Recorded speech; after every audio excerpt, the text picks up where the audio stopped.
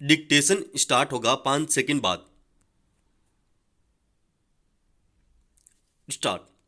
दिल्ली के मुख्यमंत्री अरविंद केजरीवाल की गिरफ्तारी पर अमेरिका, जर्मनी और संयुक्त राष्ट्र के अधिकारियों की टिप्पणियों पर भारत सरकार ने सख्त एतराज जताया था।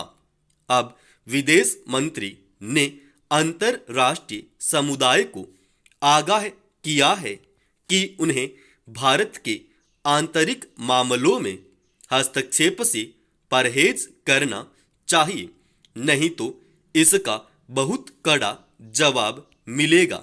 आमतौर पर अपेक्षा की जाती है कि हर राष्ट्र दूसरे राष्ट्र की संप्रभुता का सम्मान करे और उनके आंतरिक मामलों में दखल देने से परहेज करे, मगर अक्सर देखा जाता है कि कमजोर देशों के मामलों में ताकतवर देश हस्तक्षेप करने का प्रयास करते हैं।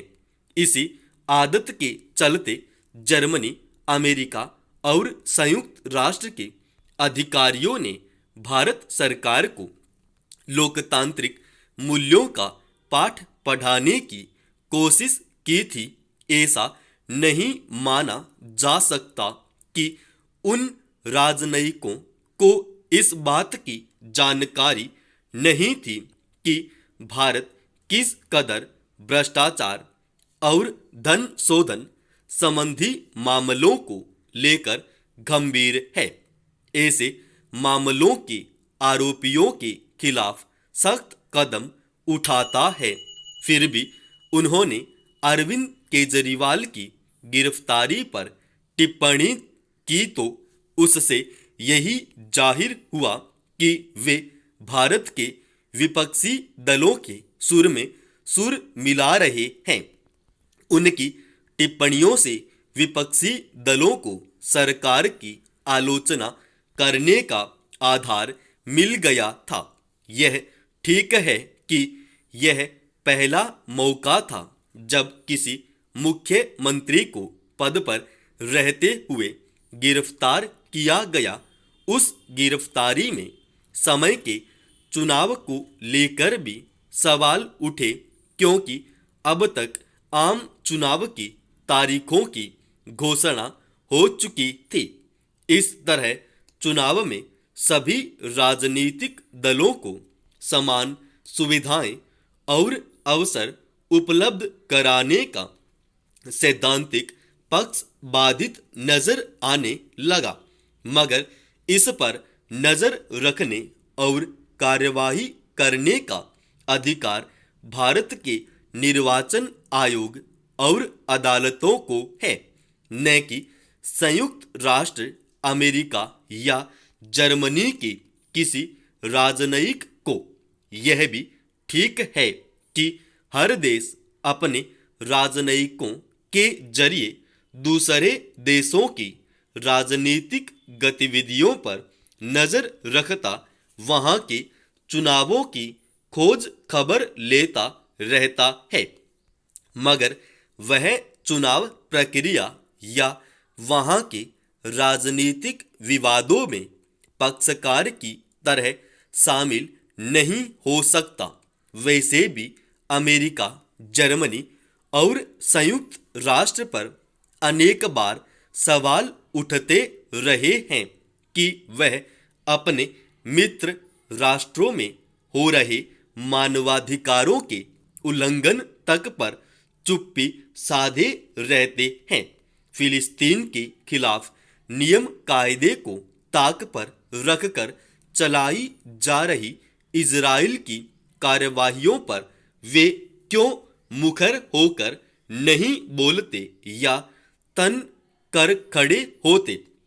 अरविंद केजरीवाल की गिरफ्तारी कोई ऐसा मामला नहीं था जिसका अंतरराष्ट्रीय समुदाय पर कोई बुरा और व्यापक असर पड़ता हो। यहाँ की जांच एजेंसियों ने कानून के दायरे में रहते हुए उनके खिलाफ कार्यवाही की और इसको केजरीवाल की तरफ से अदालत में चुनौती भी दी गई है।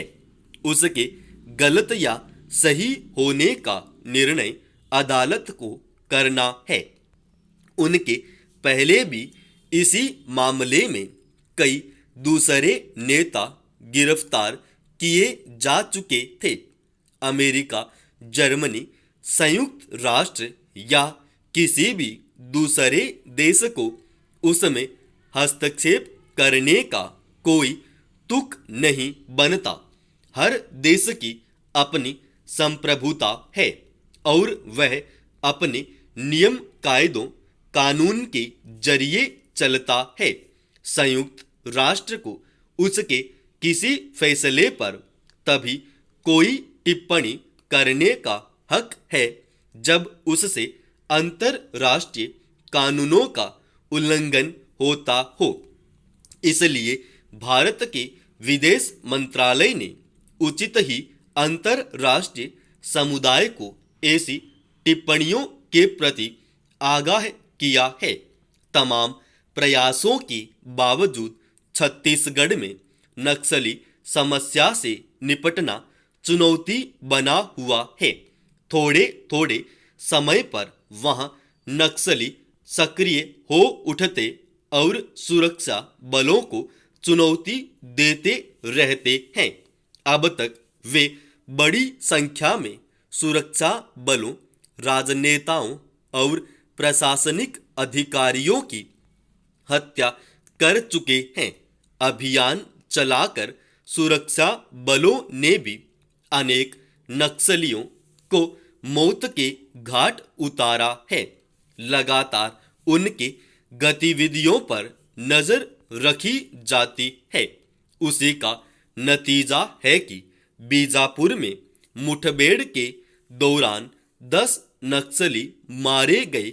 यह निसंदेह सुरक्षा बलों की बड़ी कामयाबी कही जा सकती है कि नक्सलियों को योजनाएं अंजाम देने से पहले ही मार गिराया गया, मगर वहां किसी तरह नक्सली नासूर को पूरी तरह समाप्त किया जा सकेगा, इसका दावा करना मुश्किल बना हुआ है।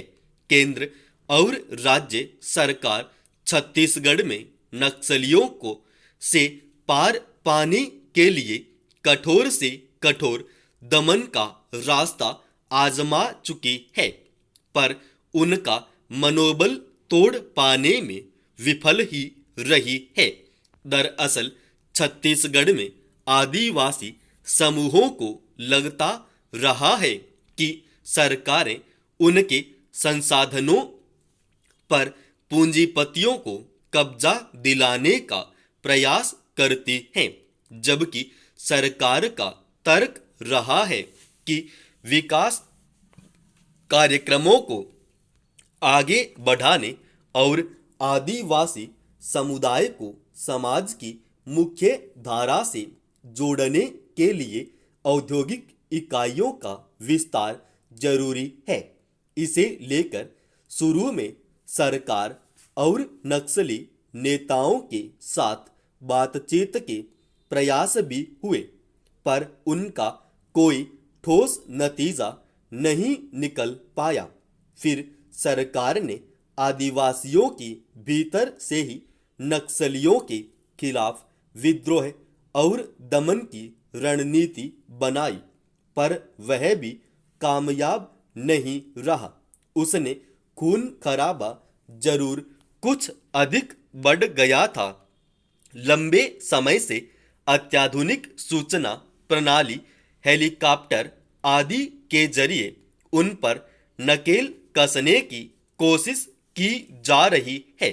नक्सली समूहों को मिलने वाली वित्तीय मदद, साजो सामान आदि की पहुंच रोकने और स्थानीय लोगों से उनकी दूरी बढ़ाने के भी प्रयास होते रहे हैं, पर इस दिशा में कोई उल्लेखनीय कामयाबी नहीं मिल पाई है। जब तक इसका कोई व्यावहारिक उपाय नहीं निकाला जाता, इस समस्या पर काबू पाना कठिन बना रहेगा। समाप्त। दोस्तों, इस डिक्टेशन का पीडीएफ फाइल अपने Telegram channel study with HP Swami पर डाल रखा है।